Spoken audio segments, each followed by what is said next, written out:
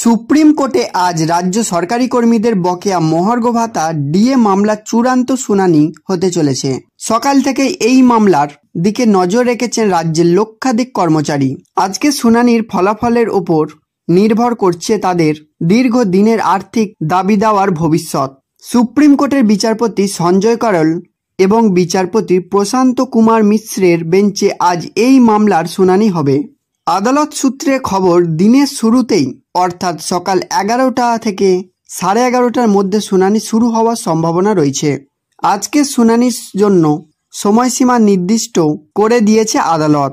জানা যাচ্ছে দুপুর 1টার মধ্যেই শুনানি শেষ করতে হবে, কারণ এরপর দুপুর 2টো থেকে একই বেঞ্চে অন্য একটি বিশেষ মামলার শুনানি রয়েছে।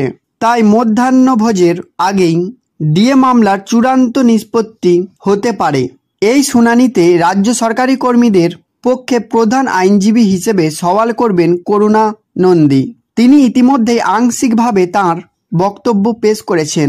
আজ তাঁর সওয়াল শেষ হওয়ার কথা। এই মামলার উপর ভরসা করে রয়েছেন বহু সরকারি কর্মচারী, যারা দীর্ঘদিন ধরে ডিএর দাবিতে আন্দোলন করছেন।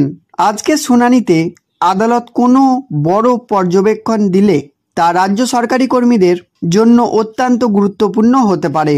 গোটা রাজ্যের নজর এখন সুপ্রিম কোর্টের আজকের শুনানির দিকে, যা রাজ্য সরকারি কর্মীদের আর্থিক ভাগ্য নির্ধারণে একটি গুরুত্বপূর্ণ ভূমিকা রাখতে পারে।